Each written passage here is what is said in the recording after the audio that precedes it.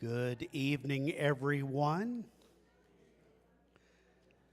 You are going to thoroughly enjoy and appreciate the message this evening. I have already seen it, and I think it is wonderful. I want to see it again in just a few moments' time. You know most of all the announcements that we could make. I do want to have you to be sure and fill out the paperwork each evening. I know that seems redundant to you, but it's the only way we can be balanced in making sure that the drawing for the next meeting are the times that are 4:30 and 7. Even with that, it probably, if it's like our first meeting, we'll probably have to call or pull several of these before we get a match. But we're going to do that very soon. There are some tremendously interesting things up here, and I think Tony's going to talk about that in just a few minutes. There's a sword up here and some other things that you will enjoy hearing about. Ted, are you going to come up here and help me just a minute?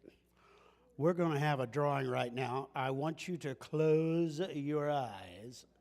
Yes, I think they are closed. You're right. Now, I want you to reach in here. Now, there is one prominent one in here that I promised. No, I'm just kidding. No. Let me mix these up a little bit. And I want you to pull one of these out, please. These are the 7 o'clock from... All right. Can you read that? Fred Clark? Frida Clark? Somebody like that? Frida Clark. All right, set that right there. Close your eyes. Okay, try it again. I cannot read. Pastor Fred no, I'm sorry, let's see. Eleanor Lewis. Eleanor Lewis. By the way, in the first session, we called out a lady's name by the name of Linda. And this was after we'd called about 3 or 4 names. And I said, is there a Linda in here? And a lady raised her hand, Linda. She was sitting right over here. And I had seen her. She had been in the correspondence, so we gave it to her. But we're not ready to do that yet here. All right. Ted, give me 1 or 2 more here, at least to start with. Let's see. All right. Aletha Center.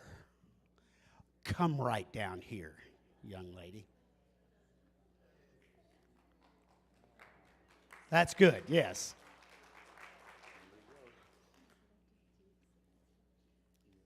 Thank you. Congratulations. I've actually had a few people offer me money to see it. No, I'm just kidding. Absolutely not at all. We appreciate so much these meetings and these lectures. I'd like to invite you to bow your heads with me and let's ask the Lord to bless us. Loving Father in heaven, what wonderful and precious promises you have given us. And I thank you so much that throughout the ages, you've given us proof that you have led, you have guided. I pray that you will continue to fill our hearts with your love. I pray that you'll give Tony strength this evening. Help us to be blessed in Jesus' name. Amen.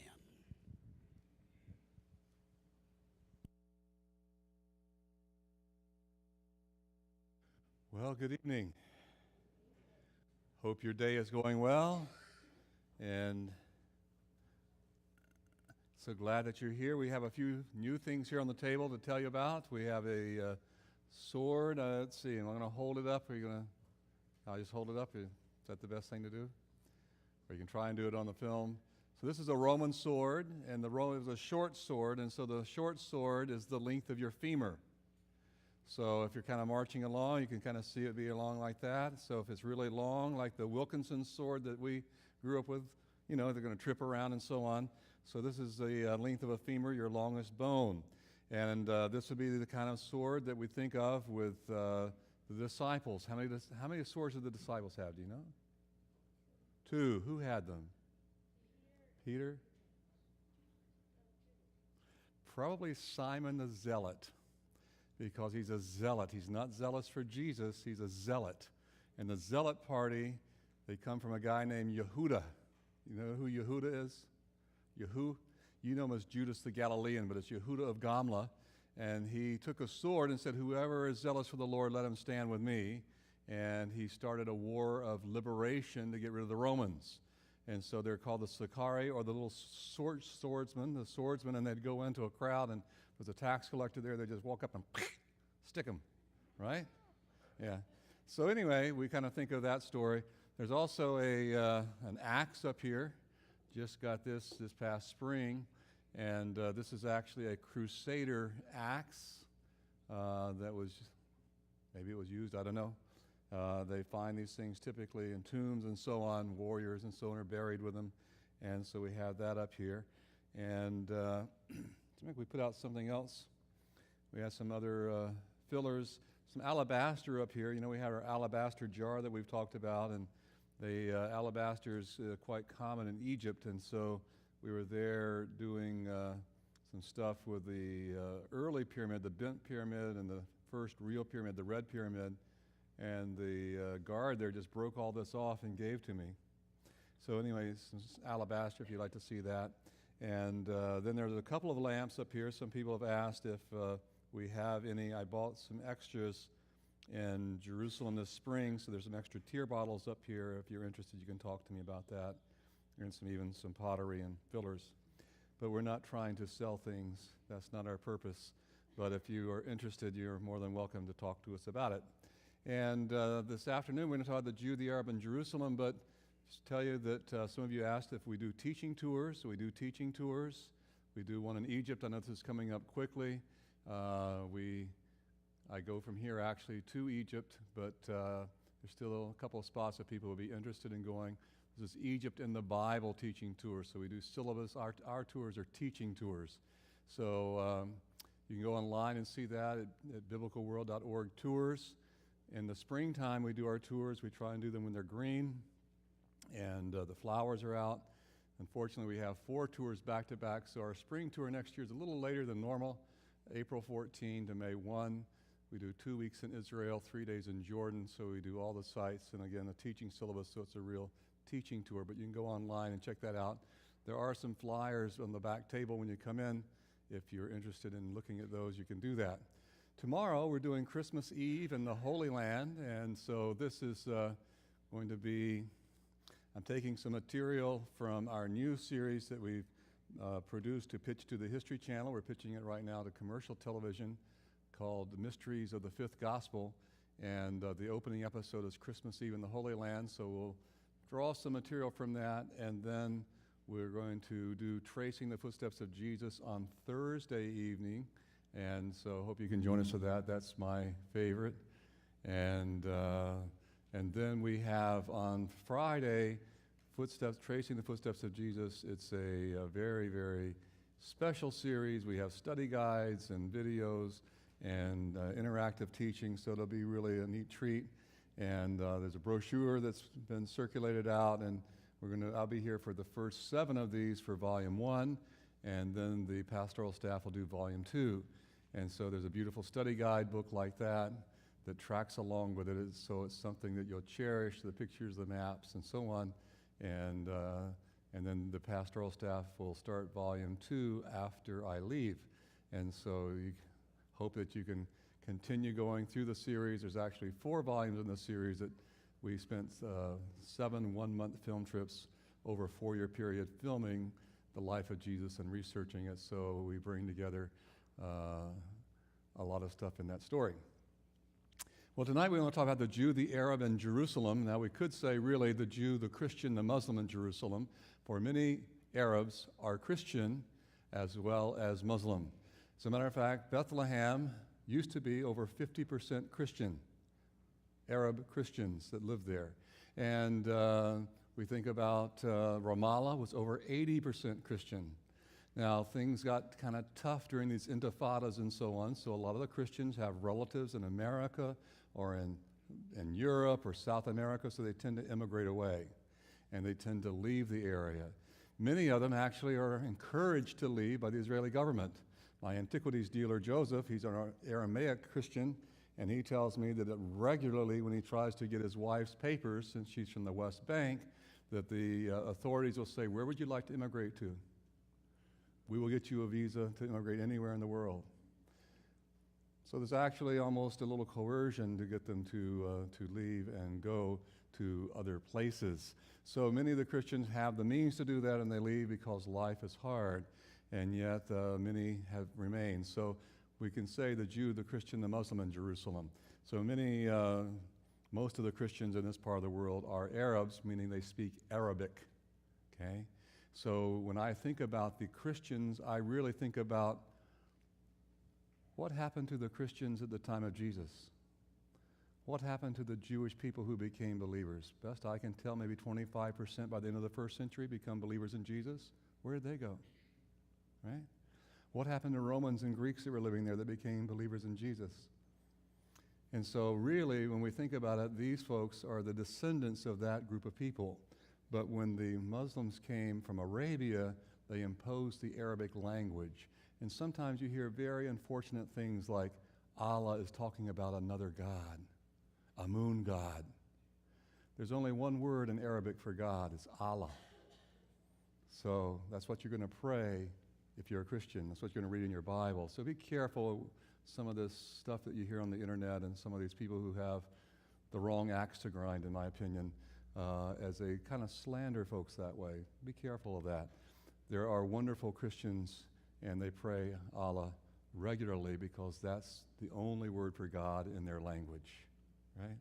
So, with that background, I want to take you to Jerusalem, my favorite city, and it's long been divided into the four quarters: the Jewish quarter, the Arab quarter, the Christian quarter, and the Armenian quarter. So there's four quarters in the old city, and it's a wonderful place to go and to visit. And we want to take you there tonight and to examine the city that draws religious pilgrims with an irresistible force. Now, Israel can't boast the pyramids that we talked about last Friday night, like ancient Egypt. It can't boast the Hanging Gardens of Babylon or the Acropolis of Greece. But this land alone has claim to the title Holy Land, right? Holy Land. And so it draws pilgrims with an irresistible force. We see Jewish people coming with their interesting hats and clothing. We see Christians coming with their interesting hats and clothing. We see Muslims living there. They come. Over 50% of the world trace their roots to Father Abraham. They're monotheistic, and they trace their roots to Jerusalem. So Jerusalem has been conquered many, many times. We could kind of go through the whole list of them, but it's been actually destroyed 3 times, once by the Babylonians and twice by the Romans, and we'll talk about that later this evening. And so it's a city that draws people with an irresistible force. You see all those hats. You know, you want to do one day? I want to do a book called Headgear of Jerusalem. I mean, I tell you, I see headgear that's just unbelievable, you know, and there's meaning for it. You know, there's some significance for what they did and when they came and why they're wearing that. So when you first come to Jerusalem for the first time, what hits you are the walls of Jerusalem. We're not used to walled cities, but we see the walls looming large on the horizon, whether it's at night lit up or in the daytime. We're not used to walled cities.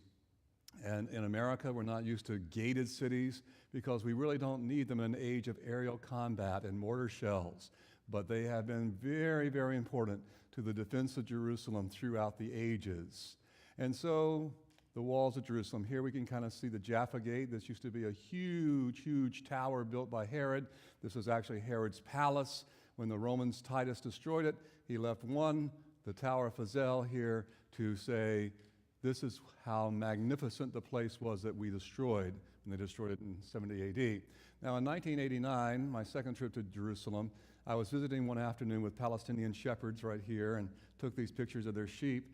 And we're kind of relaxing. I had my 10-year-old son on that trip, and I had a colleague, and he had his 14-year-old son. And we're kind of relaxing and chatting with the shepherds that afternoon. And we left to walk across the Hinnom Valley to where we were staying at a study center, and I heard da-da-da-da-da. And my friend said, "Oh, firecrackers." And I said, "No, Uzi machine gun." I said, "You take the boys. I'm going to go back and see what happened." So I went back over and discovered that a zealot, in this instance it was a Jewish zealot, came by and emptied 2 clips of the Uzi into those 4 men we'd just been talking with. The next day I went and shot this picture of the blood on the walls. 1 was killed and 3 were wounded. And so this was the first intifada, the first uprising, and so the tensions were flaring. I noticed that in 1986, but now they're flaring, and people are being killed and so on. And so it was just when you kind of get off the bus and you spend a lot of time there, you realize, wow, a lot of tensions, a lot of stuff going on. There are 8 gates that are going into the old city of Jerusalem. This one is called the Golden Gate. The Golden Gate, it faces east. You can see it is closed. It goes into the Temple Mount. Actually, there's another gate below it. This is not from the time of the Romans. A friend of mine was doing some excavations here in the cemetery and fell down below, and actually saw the Roman gate from that period of time. And so, of course, many people make the observation that this is where Messiah would come through, and it's closed until then, and the Muslims built a cemetery in front of it so Jewish people can't go in with Messiah. Don't think that was the purpose, but anyway, that's what they say. There's another gate to the east. It's the only open gate to the east. It's called the Lion's Gate because of these embossed lions, and also St. Stephen's Gate because of the mistaken belief that Stephen was dragged through that gate to be stoned in the Kidron Valley. We come around to the north, and there's Herod's Gate, and Herod's Gate also has this beautiful embossed flower, so it's also known as the Flower Gate. You come further to the north, and you have the Damascus Gate. It's probably the most active of the gates, and the Damascus Gate is used by the locals. It's also used by the Jewish to go into, coming from the Mea Shearim. This does not go to the time of the Romans. This section of the walls is built by Suleiman the Magnificent, and the Ottoman ruler in the 16th century. But it's kind of interesting. There's a rampart behind this. If you have the time, you can walk the ramparts. A lot of steps up and down. But look at this. This is where they can be. On the other side, it's got kind of the 45s like this, so you can put your arrows in different areas, right? So to be able to shoot your arrows through. And if you go right below this, you'll find there's actually a triple Roman gate right below this, and that would be the Roman gate, not from the time of Jesus. This was not here in the time of Jesus, but from the time after that with Hadrian that we'll talk about later in the program. You come further around to the north, and you have the new gate. This is a gate that goes into the Christian center. This is the access for the churches, specifically the Church of the Holy Sepulchre. They also kind of flattened it out and opened it for Kaiser Wilhelm, so he could come in with his carriages and not have to go over the steps. So this goes into the Christian quarter. We're going to come further around to the Jaffa Gate. This Jaffa Gate points to the west, and it goes to Jaffa, or Joppa, or Tel Aviv, just as the Damascus Gate goes north to Damascus, the road to Damascus. So this gate is the one that most tourists will go through, and so the cabs can come up and go through. You can drive. It's now one way. It used to be two-way, and it was very difficult, but it's one way, and you kind of come out over on the southern side. Here we have the Zion Gate. The Zion Gate goes kind of into the Armenian quarter. It also gives access to the Jewish quarter, and you can see the bullet holes here. These are bullet holes from the battle in 1967 for this section of Jerusalem. And believe it or not, this gate, it kind of comes in, and the gates usually have to turn to the right, like this, when you go in these gates. Why? Because most people are right-handed. So if you're coming in and you got a shield, you got to kind of turn like this coming in, right, if you're going to the right, and you can't fight very well. So it's a real trick to take your rental car through that gate because it has those steep right turns. And then we see the Dung Gate. So the Dung Gate is by the Temple Mount, and so this is where they take the dung, right? They would take the old carcasses from things to go out into the Hinnom Valley, and they would burn them out there, and those things would burn over a period of time, and that's why it's called Gehenna. And you might remember that that is the Greek word for hell. That's where we get the idea of a burning hell, because they take it through that gate to burn out in the valley of Hinnom or in Gehenna. Now, I have to tell you, I spent several years in Jerusalem, and it doesn't seem, no matter what gate I go through, I still get lost. So don't feel bad. But it's a great place to be lost. You know, if you're going to be lost, I don't know of any better place to be lost. Very safe, very secure. You wander around, and people are usually quite helpful. And there's always interesting things to look at and to buy and to eat. And and to do while you're there. So it's a wonderful city to go to. Now, in the first Intifada in 1989, when I took this picture, they had just shot off tear gas, and so I had to run out with my son and a couple of friends out the Damascus gate because I'd never experienced tear gas before, and so things kind of changed quickly. And when we were filming in 2001, we had the city shaken one night from a big bomb that went off in Jerusalem. Things are quite calm now in comparison, and so we don't really have a lot of bombings and so on happening. There's a lot more peace that is there, but if you scratch the surface, you realize that there are raw nerves and feelings right below. There's a real conflict still there. But there's no market I'd rather go into than the old souk of Jerusalem. You go into the marketplace and you see all kinds of things. There's great things to drink and eat and enjoy, and there's shops with the Bedouin garments and with the olive wood carved from Bethlehem and the inlaid boxes from Damascus and the Bedouin dress and coins on earth. It's just a wonderful place. Very, very, your senses just get full of it. I love to go to the bakeries. They don't make baklava here with walnuts. They make it with pistachios. And I can tell you, I've had several kilos sustain me throughout time, as you can tell. And this guy was making some kind of a pancake, and I took his picture, so I had to buy a kilo, and I fed it to the birds. It was not very good at all. But anyway, no, it just seems like there's always an abundance of fruit and vegetables. Look at the beautiful eggplant. You can see it's wintertime. They're wearing their coats, or early spring, actually. But because of the Dead Sea being so low and the Jordan Valley being so low, 1,000 feet below sea level, they seem to have beautiful produce all year long.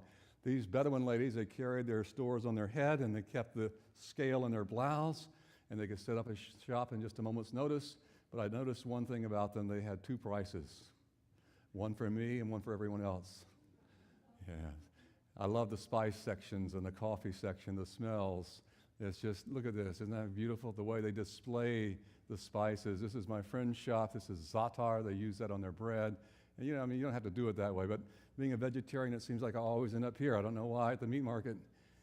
But anyway, Jerusalem is a wonderful city that draws religious pilgrims with an irresistible force. We see the Christians are drawn here. Inside the walls are the 14 Stations of the Cross.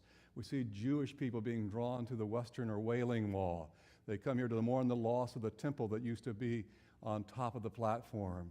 And then, of course, the city is dominated, the cityscape, by the Dome of the Rock, the third holiest site in the Muslim world. They believe that Muhammad came here and went to heaven in a night vision, and thus it became the most important place, the holiest place in the world, and now it's the third holiest place after Mecca and Medina, and we'll talk about that a little bit later. So when we think about Jerusalem, we see all of these people. Over 50% of the world draw their spiritual roots to the city of Jerusalem. So let's go down and try and understand the background of this. Let's go down to Hebron. This is actually the Cave of Machpelah. It's a building built by Herod the Great, the only building still standing. And so you can kind of see his mark on the stones. And inside of this, there are the tombs of Abraham and Sarah, Isaac and Rebekah, Jacob and Leah. That's right, because Rachel died on the way, and hers is in Bethlehem. Inside, there's actually a Jewish synagogue and a Muslim mosque. You can look down supposedly here down to see the ruins of the tomb of Abraham. The Muslims really don't believe in archaeology very much, so they can't go down and check that out. Sorry, my lamp is smoking and smoldering there, and hope it doesn't bother you too much. It must have run out of oil. So when you come here to the Cave of Machpelah in Hebron, it's one of the toughest places I've ever been for security, because back around 1994, a Jewish doctor from Brooklyn came in on a Friday afternoon and opened fire on worshipers in the mosque. This is where the bullets actually bounced off. And if you go back about 50 years before that, there was an atrocity that they committed toward the Jewish. And so lots and lots of problems today. There's a Jewish synagogue on one side, and that's with the tomb of Jacob and Leah, and then they can look through and they can see the area of Abraham and Sarah, and then the Muslims have the other section, the larger section, with the patriarch Abraham, Sarah, Isaac, and Rebekah. Now, we go down to this area, and I wanted to go down to Beersheba because this helps us to understand the life of Abraham. Abraham was a Bedouin. He was a sheep herder. He traveled with his sheep. He was actually running up and down the ridge, the central ridge, going from Shechem down to Beersheba and down below. He lived in a Bedouin tent, and so the tent would be nomadic, portable, cool in the summer, warm in the winter, and they could pack it up and they could go. And so Abraham's lifestyle is really identified down here in the Beersheba area. The tell, Beersheba, does not really go back to Abraham's day. I had my son and a friend and his son with me on a trip, and I left them sleeping inside the tell, and I went out down to the wadi that morning early to kind of get pictures like this of the sheep coming and the camels coming and the families with all of their herds going down to the watering hole. It was kind of interesting. There's even some cows up here, not a lot of cows in that part of the world. And I came down this watering hole. There was just a bit of water left. It was in May, and the family was washing their sheep, preparing them for shearing. So you can see the little girls, their job, the kids' job is to get these sheep. They don't want to come in. The boy's trying to pull them in. She's trying to push them in, and don't want to get a bath, kind of like kids like sometimes. And then one brother does it. They wash, give it, wash. Finally, it goes over to the father. He inspects. Look at the soggy guy trying to get out. He can barely get out. He's just so full of water. And I came back and discovered that my 10-year-old son had gotten up and wandered down into the wadi and made friends with a little boy, a Bedouin boy who had a herd of camels, young camels, and he told Stephen to get on and ride, and then Stephen was to watch while the boy got on and ride. And while they couldn't speak the same language, they spoke the same language because we all have the same needs everywhere, right? And so children like to play and get along together. And so, I said, these ruins really don't go to the time of Isaac, but the well here outside by the gate is much like the well that Isaac would have dug. Remember, Beersheba means the oath of 7 wells, or the oath of the 7, or 7 wells. Now, we come down here and we talked on Saturday about the Nuzi tablets, and we talked about how that the custom that we see there from Nuzi of Mesopotamia was, if you are a woman and you do not have children, that you should choose a surrogate for your husband to have children with, and that child would then be your child, right? And we talked about, wow, that sounds like Sarah and Abram, right? Now, who was to choose, ladies? The woman. So I'm sure the woman said, I'm going to find the most beautiful woman I can find. You think so, ladies? I don't think so. Oh, boy. And so who does she choose? Hagar. Now, probably Hagar's her nickname. But she chooses Hagar. And who was Hagar? Her Egyptian maidservant. Where do you think she got Hagar from? When she was in Egypt, when she was taken into Pharaoh's harem? Most likely. Now, it's very interesting. I've been working on a new series on the patriarchs, and it's been thrilling to do a deep dive, or deeper dive than I've ever done before into that. And it appears to me, from what it says, Abram says, say you're my sister. They may kill me, but say you're my sister so they don't kill me, that it may be well with me. When they take his sister, he negotiates a dowry for her. He gets all kinds of money and gold and various things. And remember, God intervenes and says, no, no, no. This is not the way it's going to be. God intervenes and stops anything from happening. And Pharaoh tells him to leave, but keep the dowry and keep the handmaid. And I almost wonder if Sarah's not saying, this is the one. Remember what happened back in Egypt? You know, your lack of faith nearly got me, you know. And so take Hagar. Hagar, of course, becomes pregnant. And when she gets pregnant, it's really rocky. Sarah's not on board. Matter of fact, she says, may God judge between me and you over this to Abraham. Leading me to believe that maybe Abraham was just kind of dropping the hints, the breadcrumbs, saying, you know, the law says the problem must be with you. My relatives, they all have a lot of children, but, you know, And so Hagar runs away. She flees out to a tree. Remember the story? She runs away out to a tree. And while she's crying, now just think about it for a moment. Here are the religious people. Abraham and Sarah, they're the religious people. And they come up, they follow the custom of the day, and here's the Egyptian girl that doesn't know much about Abraham's God. And now she's running away from the situation. Because remember what happens? What happens is this. Sarah gets upset because of the way Hagar is acting. Probably, I'm better than you.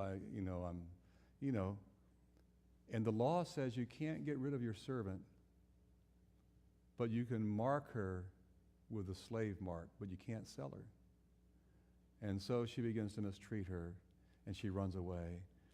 And while she's out there under the tree, remember what happens? She's out under the tree, she's crying, and God appears to her and says, I see you. And she gives God a new name. Do you know she's the only person in the Bible to give God a name?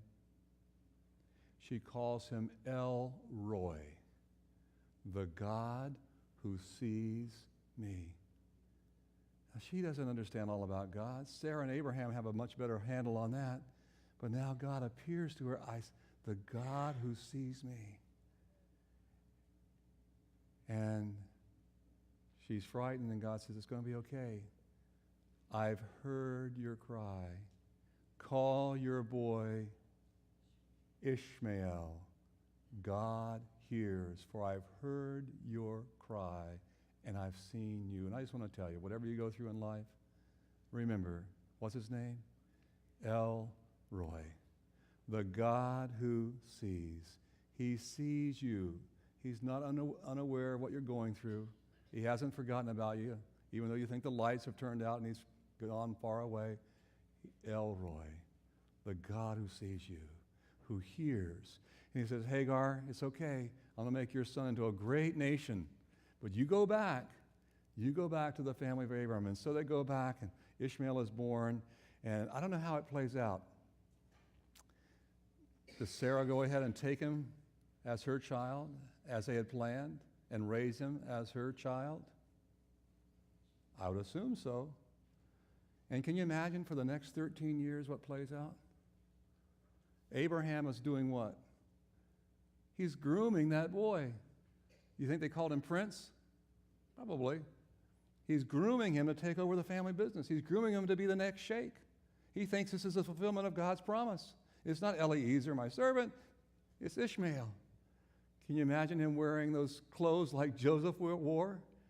He's being prepped to take over the family business. And then remember what happens? God comes to visit, does that interesting covenant with a smoking, my little thing with a smoking flame, and walks on all this covenant. And then he says, and by the way, about this time next year, your wife's going to have a baby. And the Lord says, Abraham says, oh, come on, God. I'm a 99, my wife's 90. It's really okay. We've resolved for Ishmael to be it's okay. He says, just let Ishmael have your blessing, God. It's really okay. And the Lord says, no. You don't understand. Ishmael's wonderful, but your wife Sarah is going to have a child. And he's going to have a different temperament that Abraham will realize on Mount Moriah. Not every child will go along with that. And Abraham at that point recognizes, but at the time he's saying, hey, just let Ishmael be my brother. Really, we've worked it out these last 14 years. It's really okay, God. He says, no. And Abraham, remember what it does? He laughs. And then later on, they come, and Sarah laughs. And then Isaac is born, and it is wonderful as they grow up. Now, probably shouldn't say this, but I can be a foolish man. So I'll say it. I was working on this, and I was really thinking about this whole story with Isaac. He has 2 kids, right? He's got 2 kids. What is it with Isaac? Do you think that Rebecca said, God said the young one's going to be the spiritual one? Do you think she shared that? Ladies, what do you think? Do you think you'd be sharing that with your husband? God told you that when the babies are being born? What is it with Isaac? Who's he hanging out with? Who's he identifying with? Esau. Why? Now, I don't know, but here's a child who's born. How old is his mother? 90. How old is his father? 100. Ladies, do you think she's being a little overprotective?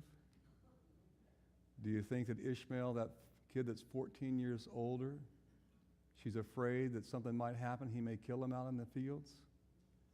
I almost imagine that he's kind of having to stay right around the apron strings. And when his other son goes out hunting and come back and tell me that story, you know? Almost like he's living vicariously through Esau. I can't, that's the only thing I can figure out, why he keeps drifting to Esau when Esau clearly does not have the spiritual values or even the financial ideas of running the business, the family business that Jacob has. So there's some interesting stuff going on. Well, anyway, the God who sees me. And then God says to Abram, your son Ishmael is going to be the father of 12 rulers. And so Ishmael becomes the father of the Arab tribes in that part of the world. And so we see their descendants today. They're in Jerusalem. Many of the Muslims came out of Arabia, and so this is much of that group. And then we see that Isaac has two sons. He has he has Esau and Jacob, and the Jewish will come from that line. So let me ask a question. Is Abraham a Jew? Was Abraham a Jew? Who would be the first Jew? Judah. Jews come from Judah, right? And then they're going to come out of the kingdom of Judah. So Abraham is not a Jew. They come from the kingdom of Judah. Is Abraham an Israelite? Who's the first Israelite? Jacob. His name is changed from heel grabber to Jacob. Is Abraham? He's a Chaldean. Remember, he's from Ur of the Chaldees. He's an Iraqi. He's a Babylonian, if you please. But he's also a what? Hebrew. And Hebrew means to cross over. So he crosses over. God calls him to leave Babylon. He calls him to leave Ur, the Chaldees, cross over and follow the true God. Leave his father Terah's gods behind the river. So we can all be Hebrews, can't we? We can all cross over to follow the true God. So he has two children. Isaac has Esau and Jacob. We saw on Saturday evening that Esau's descendants are called the Edomites. They lived at Petra. They didn't carve the things that we saw at Petra. That's the Nabateans. But they lived at Petra. They lived in that section. They were fierce people. They made a living out in the desert. And God's blessing was upon Esau, and he became very prosperous and a very, very strong man, and his descendants were very powerful. They controlled the trade routes going through, and they did quite a bit. We then see that Jacob's children, from that come the Israelites. And so we see that even Isaac and Ishmael tended to get along pretty good. At least they did a joint burial for their father. Okay? So there's a lot of stuff. Now, for me, I think we have to be careful. We often hear people say, well, they've been fighting for all these thousands of years. I don't think so. That's kind of a misnomer, and it kind of is a red herring. Haven't really been fighting for all those years. There have been problems, but there's often political problems going on that way oversee these spiritual problems. So anyway, the children of the children of Abraham tended to get along together, and they did a joint burial for their father. The children of Isaac also got along together, somewhat. Now here we have the story of Abraham being told to take his only son, up to Mount Moriah. And in the Bible it says Mount Moriah, it says that the son that was taken was Isaac. It's interesting that Muslims do not accept the Bible in that area. They believe it's Ishmael, and that Ishmael is taken to Mecca. And that's what the Hajj is about, and all this, to think about that going over to that part of the world. So you got to be careful. Even with this Jebel law stuff, Muslims don't understand. They don't follow what the Bible says in that. And now Abram is able to say, wow, God, I understand why You said it's to come through Sarah, because this boy has a totally different temperament. How many boys would go along with this deal and willingly be willing to surrender to this sacrifice? Very few. In this, God is trying to teach Abram and the people around what he is not like. He lets them almost act out this somewhat common story, and then he intervenes to say, I'm not like this.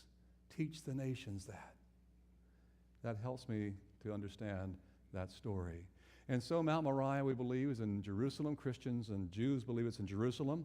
Muslims believe it's in Saudi Arabia and in Mecca. And the Samaritans believe it's at Mount Gerizim up by Shechem, or modern-day Nablus.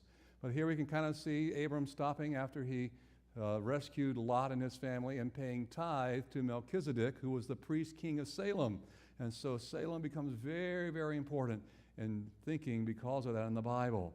Now, Joshua comes in and they conquer the Jebusite city of Jebus, but they don't occupy it, and so the Jebusites come back and occupy it again. And so when David becomes king, he wants to move his throne to Jerusalem and make it the religious and political center of Israel. So now it's going to now be unified. And so when he gets there, he discovers that these guys are inside, the Jebusites, and they say, you will not get in here. Even the blind and the lame can ward you off. And so they're insulting them. And then David says this, 2 Samuel chapter 5, verse 6, on that day, David said, anyone who conquers the Jebusites will have to use the water shaft to reach those lame and blind who are David's enemies. What? What does that mean? Well, here we can actually see the water shaft, and we can see where you could drop your bucket down to the Gihon spring. The Gihon means gushing, the gushing spring. There was a spring down there, but there was a problem, and it was outside the city. So in 1870, Charles Warren excavated this long, slanting cave, you might say, going down another cave that went down deeper, and this took us down because there was a problem. Now, this is a model of Jerusalem, the time of King Hezekiah. What's in red is Jerusalem at the time of David. So in spite of what you see in Bible storybooks about the size of Jerusalem, it's a little sliver, okay? Even at the time of David. I'm sorry to tell you that, but it's true. Up here you can see that David buys the threshing floor of Araunah, and he gets the materials, and they build the Temple of Solomon up here, and so on. This is the city of Hezekiah, okay? But they don't have the ability to build out in here or up in here and over in here because they don't have the technology to plaster porous rocks until the time of Hezekiah. So they're stuck down here on this little tiny finger, not even inside the walls of the old city today. It's outside of what's called Mount Ophel today. But you see this? I think I got a little, here we go. You can actually see the circle. So actually they'd come out the gate here and they'd go down to the Gihon spring. But the spring's outside. It's the only water source, okay?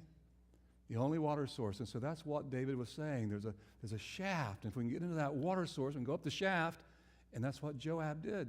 He comes in with a guerrilla band, goes up the shaft, conquers the city, opens the gates, the soldiers come in, and they take over the city of Jerusalem. So here you can actually see where you could drop that bucket all the way down to the spring and bring it back up on rocks. So in the days of King Hezekiah, the Assyrians are coming. Now the Assyrians are the bad guys of the ancient world. They come from Ashur. They worship the god of war. They're like Saddam Hussein's ancestors. Really bad guys. They come, and when they capture you, they flay you alive, the leaders. You know what that means? Look it up on Google. Yeah, they flay you alive and hang the skin on the wall. Not very pretty. They impale you on poles. Really bad guys. And so they know they're coming, and so they got to do something with this water source that's outside the city walls. It's thrilling. The Bible tells us about it. You know, Isaiah the prophet's there, so they have a revival. He says, you got to pray. Got to get rid of all these false gods, and they do that. But they also believed in works. They believed in faith and works. So they had this revival, but then they dig a tunnel to bring the water inside the city so they can close up outside and nobody can get in. They build a wall, that big wall we saw a moment ago. They build the big wall because refugees are coming from all over the land as the enemies are coming. And so they believe in faith and works. Now here you can kind of see these pick marks. You see these pick marks? And if you have the privilege of ever going to Jerusalem and you're not with me, and you go through this tunnel, you feel these pick marks like this because they're coming from two different directions. So there's a section where you feel them going this way, there's a section where you're going to feel them going this way because the bad guys are coming, right? And so it was thrilling several years ago, a long time ago now. This inscription was found. Now the original is in the Istanbul Museum, but it was found by some children playing. But there's a fascinating story behind it. I'm going to tell you real briefly. Horatio Spafford, does that name ring a bell? Horatio Spafford? Horatio Spafford's wife and children, daughters, were on a boat going across the North Atlantic, hit an iceberg, the boat went down, wife was saved, the girls were lost. Gets the telegraph, come quickly, gets on the boat, tells the captain, show me where it happened. Remember the story? Shows him, and he writes that beautiful song, It Is Well With My Soul. That's why he talks about the sea billows rolling. They don't have any kids. What are they going to do? They move to Jerusalem. They open an orphanage. They start the American colony, actually, in Jerusalem. The second most famous hotel in Jerusalem is called the American Colony Hotel. They start the American colony. Very interesting group of people. And they have these kids, and it's actually a couple of their kids that find this inscription. It's called the Silwan inscription, or the Siloam inscription.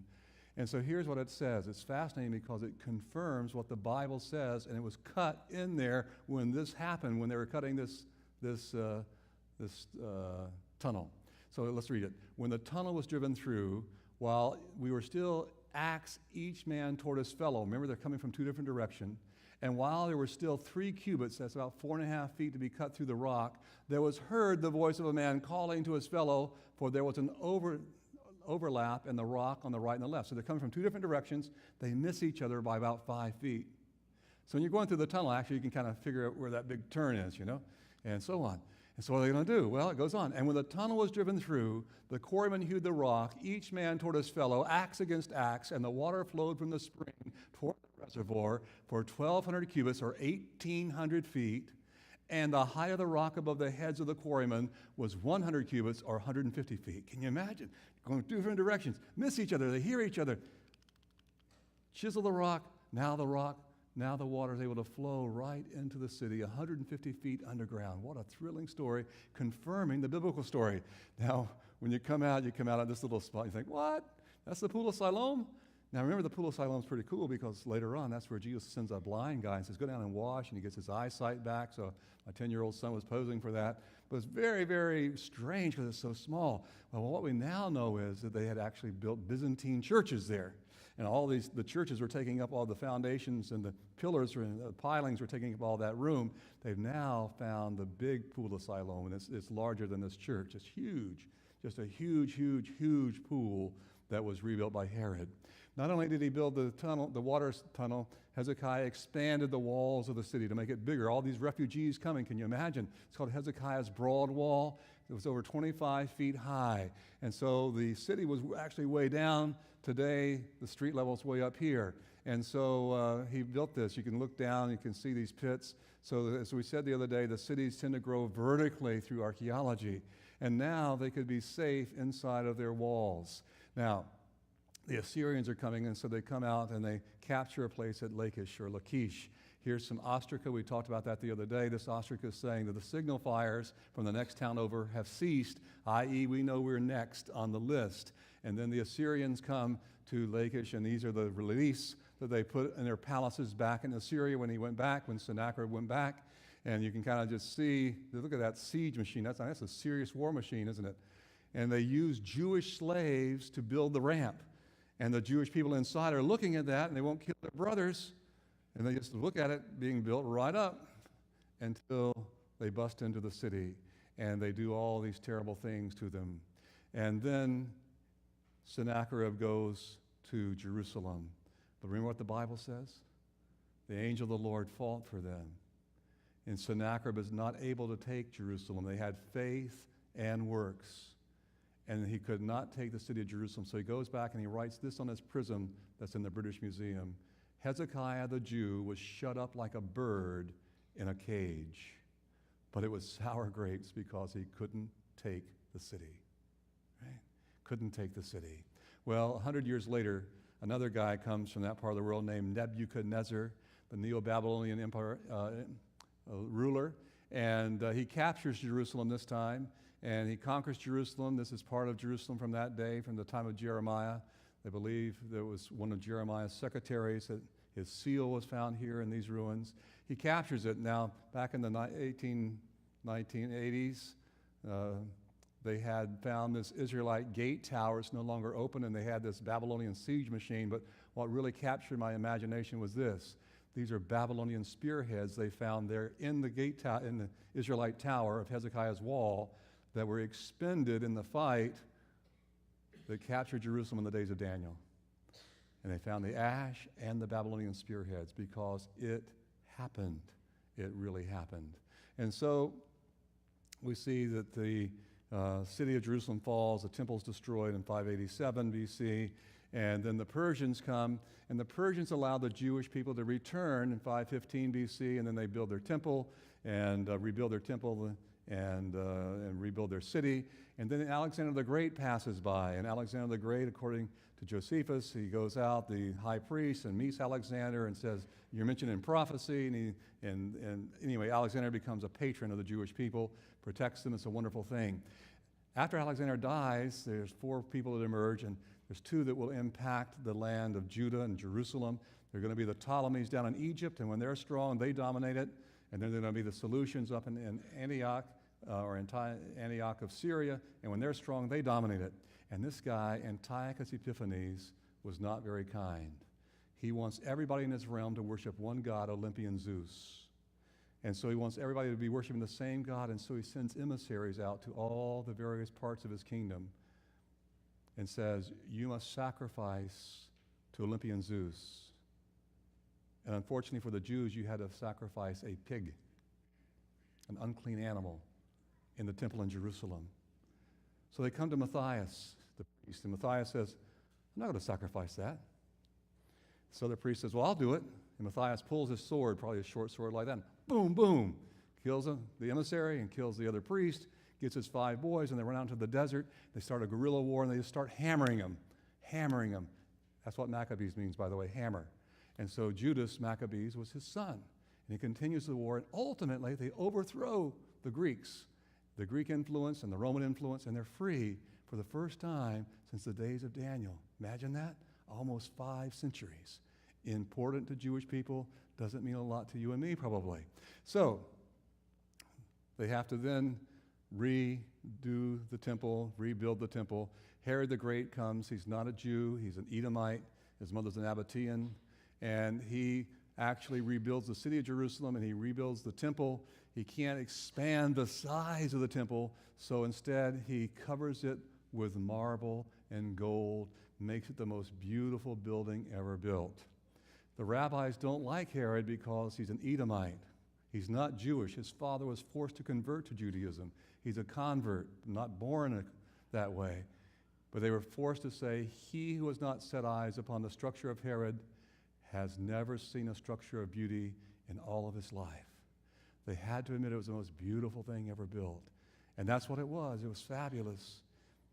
Herod could not expand the size of the temple, but he doubled the size of the platform. Now, you have to follow me here. I don't have an illustration for this. There's a rock out here. Let's just imagine there's a rock, and it's coming down.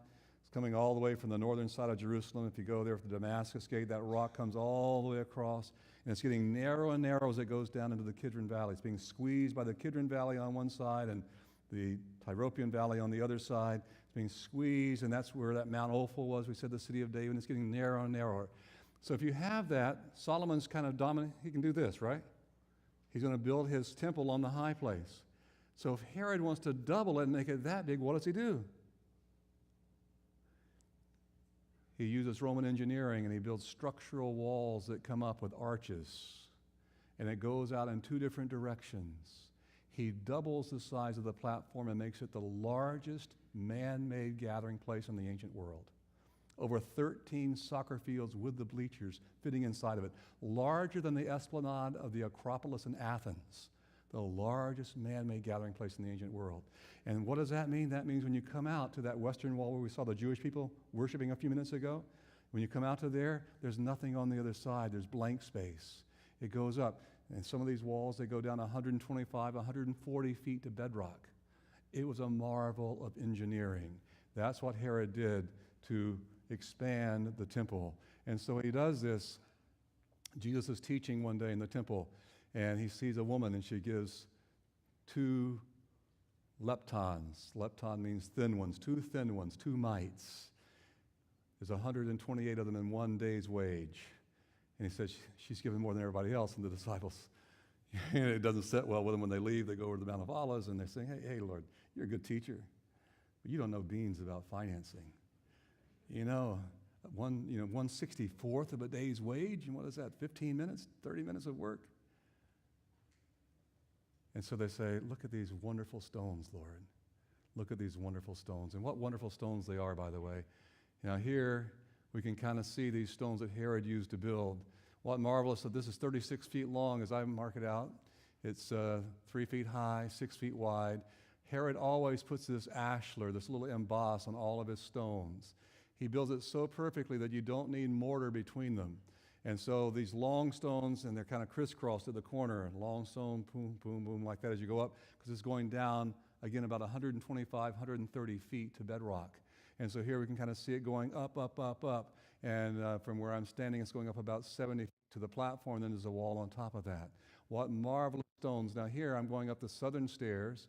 Jesus would have gone up into the temple through the southern stairs. Here we can see a triple gate. This triple gate is called the Huldah gate or the mole gate because you're coming up the hill. There's a slant like this. You're coming up the hill, and it's going to emerge into the platform above.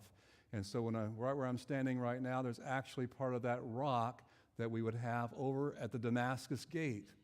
And so they actually carve the threshold into that rock, and then the stairs go down. Here we can see part of that same rock here. So over here, you can actually walk on stairs that Jesus would have walked. He'd have come out over here. Is here we can kind of see the portico down here with all these fabulous columns. Herod just made it the grandest building in the world. Here we can actually see the stairways that come up. This is where they'd go down. Over here is where they'd come up. And so they come up into the court of the Gentiles, into a totally different world. You can see the royal porticos going around.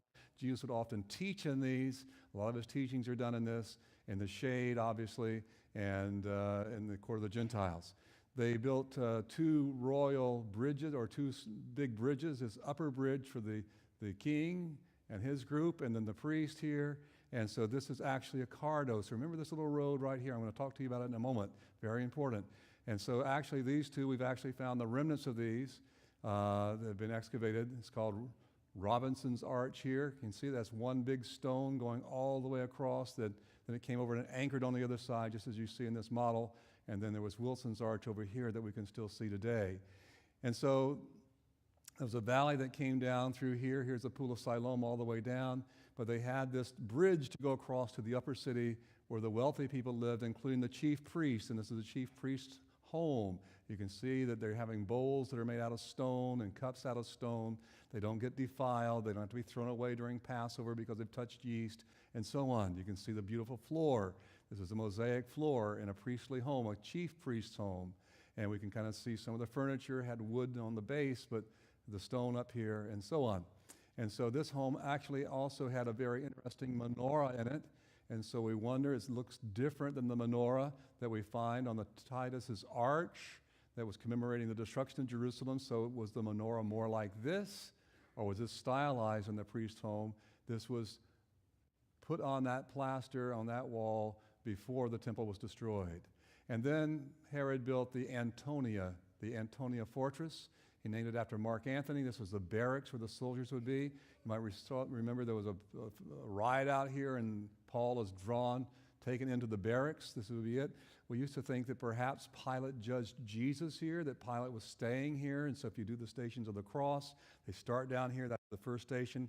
Here at this, I have usually permission to go into this place, and you can actually look down into the temple courts. But you don't really get to go there very often over into this little spot because it's now a Muslim school for boys. But I doubt very seriously that Pilate would be there, because who was with Pilate in Jerusalem? his wife. Wives, would you want to go and stay with the soldiers in the barracks when there's a palace over by the Jaffa Gate? Herod's glorious palace. Most likely, he's staying at the palace. So I don't think that the Stations of the Cross had it too accurately, but that's a different story. A different story. So again, we can see the valley coming down to the Pool of Siloam, and it's kind of bisecting the city this way. But here's the upper city. Up here is Herod's palace. That's probably where Pilate would have been, and Jesus would have been taken that direction. Here's the Kidron Valley. I'm standing on the Mount of Olives, looking down to the Kidron Valley. The Mount of Olives is about 500 feet higher than Jerusalem. We can go down the Kidron Valley. It's filled with tombs. Today it's a Jewish cemetery here, Christian cemetery in the valley, a Muslim cemetery along the wall. And this is what is a beautiful monument called Absalom's tomb, or Absalom's pillar. It really doesn't have anything to do with Absalom, but that's what they call it. This is the Hinnom Valley, or Hell, Gehenna, that runs along the western side of the city. And you can see they've turned Hell into a beautiful park. One time when I was there, Bob Dylan was playing. And then one time I was there, and the fires were burning again in Hell. It was actually the second Intifada, and they were doing a protest with a bunch of tires burning on Shabbat afternoon. We come over to the Kidron Valley, and we're here at the base of it, and we see these beautiful old olive trees. It's a lovely garden at the Church of All Nations. It was built, it's a Latin church built by people from around the world, and they preserve these old trees here. Wonderful to go and just think about these old olive trees. And up above this is the Church of Mary Magdalene. And so it's really Mary, the sister of the Tsar of Russia, but they call it Mary Magdalene because they wouldn't build one. Well, anyway, it's a different story. But one of my favorite places, only open 4 hours a week for tourists, Tuesday and Thursdays from 10 to 12 in the morning. So if you go to Jerusalem, I try and take people there that morning. This is my favorite church over here. It's called Dominus Flavit, the Lord wept. And up at the top is another church. It's called Pater Noster today because it has all these copies of the Lord's Prayer.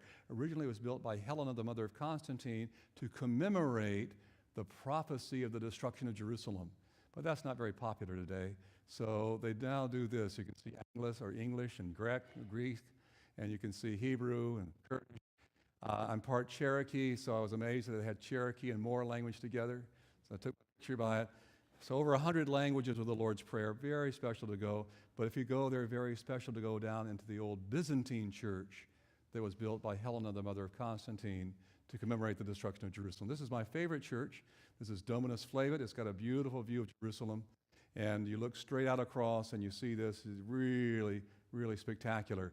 Now what's interesting about this church, it was built in the shape of a teardrop.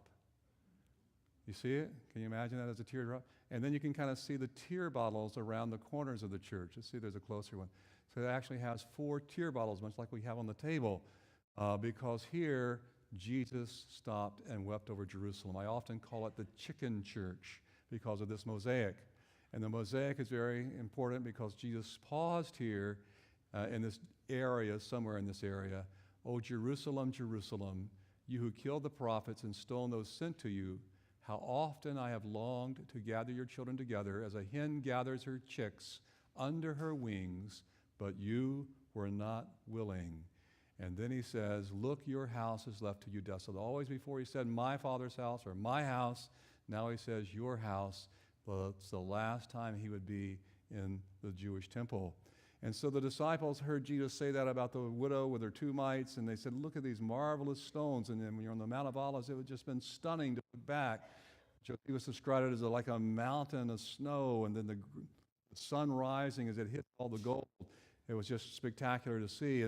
And Jesus shocks the disciples from the Mount of Olives by saying that the time is coming when they will not leave one stone upon another. He said the time's coming when this whole temple will be disassembled. Now, I want to tell you, the strongest fortification in the ancient world was probably the Jewish temple. You have the Kidron Valley on that side, the Tyropoeon Valley on this side, the Hinnom Valley here, and because of that, the walls, 100, 120 feet down to bedrock, thick, thick, thick walls, and then up on the top you have this fortress. And then the weakest point is from the north, and what was in the north? We saw it, the Antonia, the fortress. And so the disciples were saying, "Wow, how could that be? It would be impossible." So they've asked the question, Lord, how could that be? Give us a sign about this. What will it be? And what will be the sign of your coming in the end of the world? They think it's something catastrophic as it is. This must be the end of the world. And so Jesus gave a very interesting sign. When you see Jerusalem surrounded by armies, you will know that its desolation is near. Then let those who are in Judea flee to the mountains. Let those in the city get out, and let those in the country not enter the city. Now, we talked about it Saturday night. You build cities on a hill. You build your walls. And we talked about Ebla, Tel Mardik, and how 30,000 people lived inside. Remember I said 300,000 people lived around the outside? And what would they do in a time of siege? Where do you want to go? In the city. Jesus says when the siege comes, don't go in the city. If you go in the city, it's going to be dangerous. Don't go in the city. Don't go in the city. Get out. Totally counterintuitive. What happened is this. We talked about Yehuda a moment ago, Yehuda of Gamla. He started the zealot movement. He took his sword, and whoever is zealous for the Lord, let him stand with me, quoting Elijah the prophet, and they began to fight against the Romans to overthrow them. Antipas makes his money by keeping peace with the Romans, and so he kills Yehuda. You know him as Judas the Galilean, by the way, in the book of Acts. But his sons are killed, but his grandson, Menachem, raids Masada in AD 66, kills the soldiers, steals the weapons, and marches into Jerusalem as the Messiah. Yes, you heard right, as the Messiah. He's such a rascal, they end up killing him inside of that, but he's now picked the fight with the Romans. And so, Cestius Gallus comes down from Syria. He's the legate of Syria. He comes down, he marches against a bunch of cities, gets to Jerusalem, surrounds the city, and then he decides to go back to Syria. As he's going back, what happens? The zealot says, God's with us, right? God's with us. And they open the gates, they take out after him. And what do the believers in Jesus do? If you believed what Jesus said, what would you do? Leave the city. And so the believers in Jesus left the city. They're all Jewish believers. They leave the city. They cross the Jordan River. They go to Perea. And they're spared. What happens? Because Vespasian comes. Titus, his son, comes. The 10th Legion of Rome come. They surround the city. They siege the city. They build walls around the city so people can't flee. Oh, what a terrible time. People are starving. They're eating. It's terrible, as Josephus describes what goes on. During this, they break into the northern part of the city. That was the weakest part. They break in, and there's just total destruction in that area. The zealots, they flee into the temple because it's the strongest fortification in the world. And they're fighting from the temple. Titus says, don't destroy the temple, but it's going back and forth. Finally, a Roman soldier shoots a firebrand into the temple. It catches the cedar on fire. The cedar burns so hot that all the gold and silver melts. The stones, Josephus describes how the water in the limestone gets so hot, it explodes. And the tremendous noise as the stones are shattering. And then, after all this is over, the Romans take apart the temple, stone by stone, and throw it off the platform down into the valley below and take the gold and the silver, just as Jesus had predicted. And it happened just as he predicted. Here, we can see it. Now, this is the Cardo. You can actually see, look where the stones fell, because I said that wasn't bedrock, remember? That's not bedrock. And so you can actually see where they fell here, crashed in, because it's another 20, 30 feet down to bedrock, so there's like sewer lines. Today they've got tunnels under this. You can actually walk from the Pool of Siloam all the way up through here. And they follow that whole thing. These stones were the broken stones, the stones that exploded. The nice stones got recycled into other buildings in Jerusalem as they rebuilt. But these stones didn't, and they were just no good, and so they were left there. But when you come by, you can look and see the fire marks on them. You can see where they broke and exploded. You can actually reach out and touch fulfilled prophecy that Jesus said, not one stone will be left upon another. By the way, this is under the dirt until about 25 years ago when they were excavated. When I first started going to Jerusalem, we didn't see any of this because it just didn't all covered up. But there it is. There it is. And so when the Jewish people come here to worship, they come to the Western Wall. Now, we often call it the Wailing Wall. Let me just tell you real briefly why they call it the Wailing Wall. Because In Judaism, the temple is destroyed by Nebuchadnezzar and by Titus on the same day, the 10th of Av. And so it's usually in June or July, usually in July, and they commemorate that. I remember the first time I was there for that festival. I didn't know what it was. Now, you can't film on Shabbat or other religious holidays. You can't use a cell phone, but on that day you could. And there were no chairs anywhere. People were laying around. And you hear somebody read, and then, ah! Whoa, it's very strange. And then somebody else, ah! You know what they were doing? Reading Lamentations. Reading Lamentations, and they were wailing, crying, beating themselves. Now, throughout time, the Muslims would not allow Jewish people to go here regularly. They allowed them only to go one day to kind of shame them, and the only day they could go was on this day. And so when anybody looked at Jewish people at the wall, what did they see? Wailing. That's why it's called the Wailing Wall. But we wouldn't call it the Wailing Wall today. We'd call it the Western Wall, right? Because they're there 365 days a year now. And when you go there on Friday evening and you see them dancing to welcome in Sabbath, wonderful. What an experience. Joy. A totally different experience. So on the back side of this, it's empty. There's nothing there because remember, well, here, I'll take you down underneath. Here you can actually see underneath. See how they built this?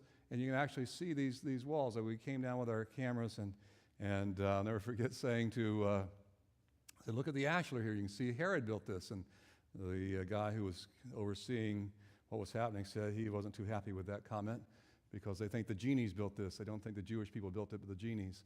But anyway, that's a different story. But you can see all these areas. Now today it's an overflow mosque for the Al-Aqsa Mosque above. This is the burnt house in the Jewish quarter. It's very dramatic. It was a priestly workshop. You can actually see the ash. You can see the fallen timbers are still there where they're charred. It's a poignant reminder of the destruction of Jerusalem. You can see all of the stoneware and the weights that were used and so on. Here's a Roman spear that was found. It's very, very powerful to go there. Josephus talked about people trying to hide in the sewers, and they actually found skeletons in these sewers, just as Josephus had described. Titus conquered Jerusalem. He went back and he built this arch in Rome in the Forum, and he's showing how he brings all the treasures, and part of that is this impressive scene of the temple objects brought from Jerusalem, including the menorah, slightly different than what we saw in that priestly home.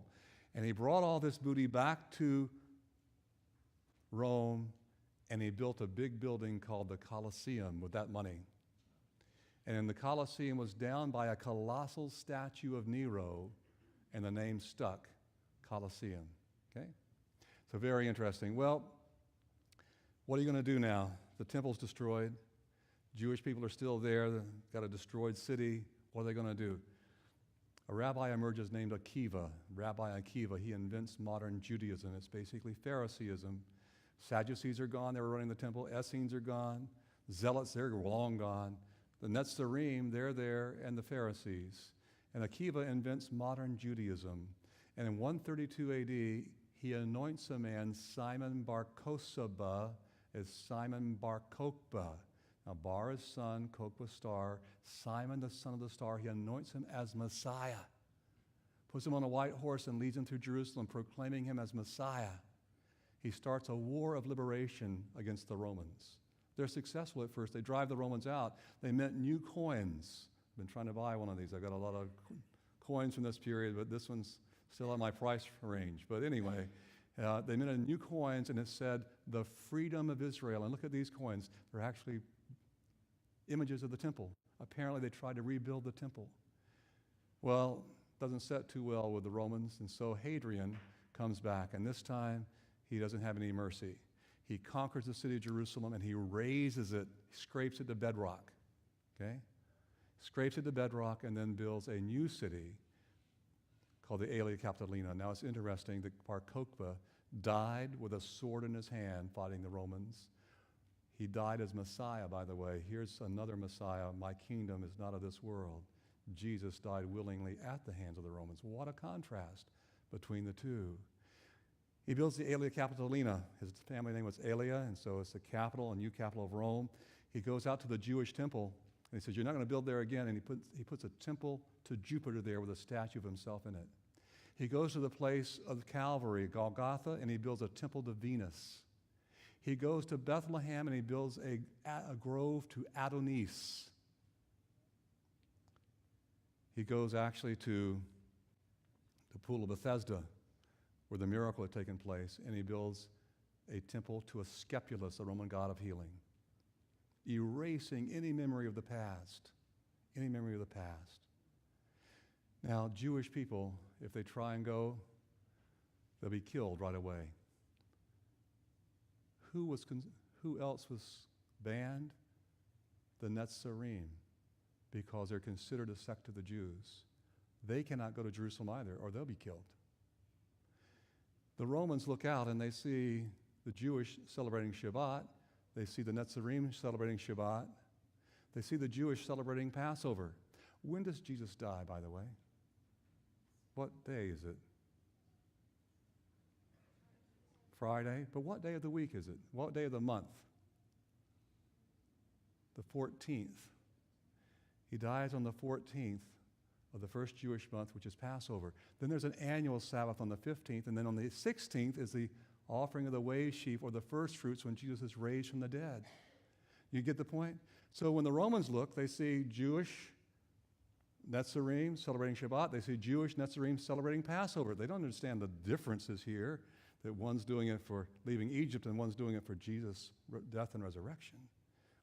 Google it this afternoon. Quarter deciman controversy, the controversy of the 14th. So what happens? Well, in Rome, in Alexandria, they came up with an idea of a way to separate the celebration of the resurrection of Jesus from the 16th of the first Jewish month to the festival of Ishtar, the first Sunday after the full moon, after the spring equinox, the festival of Ishtar. Rarely, if ever, will these two events coincide. And then they can say, we're different than those Jews. We're not Jews. Don't persecute us. And so there's this campaign of anti-Judaism, of anti-Semitism that develops right out of this time. And it has tremendous ramifications for the believers in Jesus and the Jewish as they separate and go different directions from that time. Well, we can see Jerusalem mourning because it was destroyed. Helena comes, the mother of Constantine. Constantine becomes a Christian. She comes and she's pointed to the Temple of Venus as a place where Jesus was crucified, and she builds the Church of the Holy Sepulchre there. That's why the church is there. In 614, the Persians come. They butcher the Christians. They butcher 50,000 of them. They sell the rest into slavery. Jerusalem, as a shell of itself, is devastated.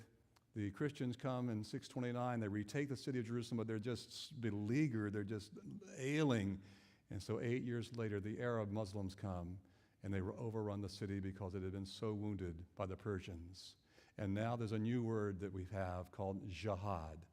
There's a jihad, a struggle, a holy struggle for the holy places. So the Muslims look at this place. It's called the Rock. This was the rock that we would believe, Christians and Jewish would believe, is a place where Solomon's temple stood, Herod's temple stood. Muslims believe that Muhammad came here in a night journey, a night vision, after going to Bethlehem and Mount Sinai, and then he lit here, and he went to heaven from this spot in a dream. And so it became the holiest place in the world for Muslims. Today it's the third holiest after Mecca and Medina. And so they built this beautiful dome building over a holy rock, Persian tiles, gold dome, very, very lovely. And that's what it's about. It's not a mosque. It's a shrine. There's a mosque not very far away, and it's called the Al-Aqsa Mosque.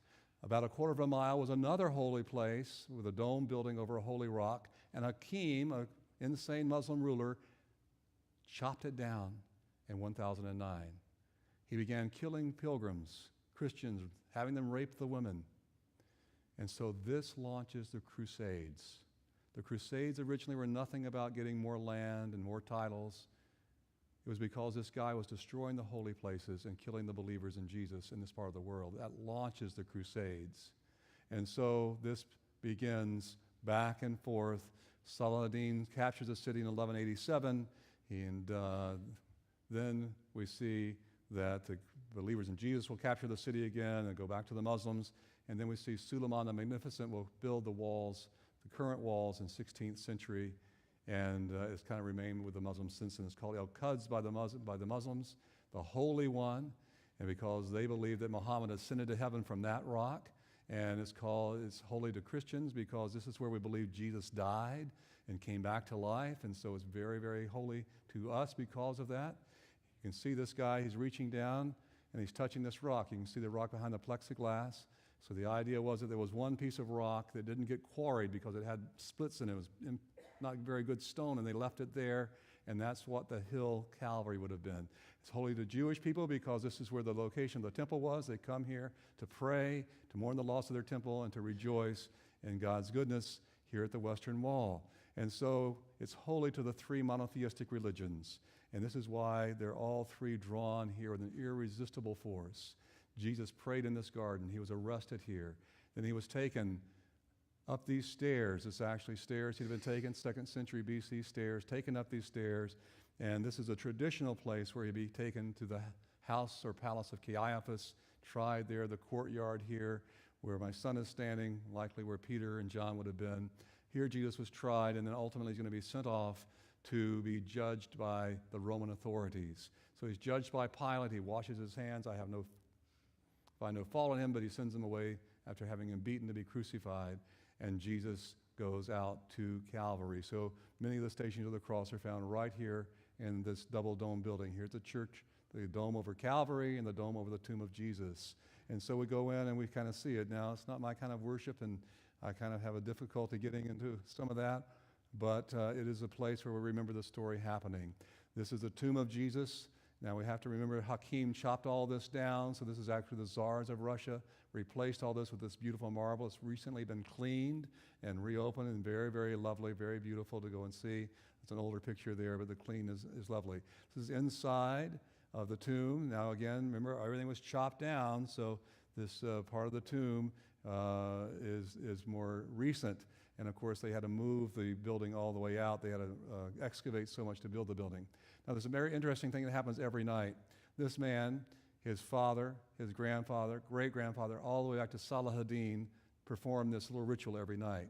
He's standing on a ladder. He's up here, and he's locking the Christians inside.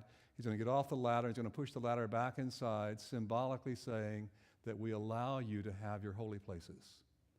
And the next morning, he'll come and they'll push the ladder out, and he'll climb up it, and he'll unlock the door. Very interesting ritual that still takes place to this day. So inside, again, we see this is the Calvary. It's the Orthodox Calvary with the icons, so we can kind of see the rock here behind it, and it's very moving to go and see that. This is the stone of unction. It's been replaced several times, so I do not believe that to be true, but people come and they want to wrap their handkerchiefs and their various things on it, and so they stand in long lines to do all of this. But it's very moving to go and see. We even see Muslims coming to go into the tomb of Jesus and see it. Now, I got to go back to that one slide. I'm sorry. I went too fast. You got to take me back one slide. Very important. People go there, and a lot of you have been to Jerusalem, and you, like me, prefer the garden tomb because you say, wow, there's garden here, there's birds singing, and there's flowers blooming, and my heart is there. If we can go back one more, I want to show one more. You got to go backwards. I'm so sorry I ran past it. One more before that. You see this? This is in the Syrian chapel right behind the tomb of Jesus. These are 1st century tombs. Okay? The garden tomb, I'm going to go ahead and say it because I don't know you very well. They're 8th century BC tombs. So if it's a new tomb, it's been new for a really long time.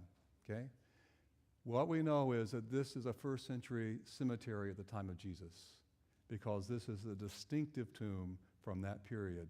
So the Church of the Holy Sepulchre is where my head is at. My heart is here at the garden tomb. Because when you go to the garden tomb, you kind of see, this tomb, and it doesn't have a lot of incense burning, and there's no candles, and it's just you can kind of see the apse of the church here. It would have been a church at one point. You can kind of see where a stone would be here. You can kind of look out and see these eye sockets here, and it kind of looks like a skull, although this section unfortunately has fallen away now, but you can kind of see that skull there in that, and you think, wow, this really looks like it. But you know what? Doesn't really matter. Was it the Church of the Holy Sepulchre? Is it the garden tomb? It really doesn't matter which place it is. I like to go to both. One's got my head, one's got my heart, but this is what it's about for me. The sign there, he is not here, for he is risen. And so ultimately, it doesn't matter which place, right? No, it doesn't matter which place, because I believe Jesus has come back to life and been risen from the dead.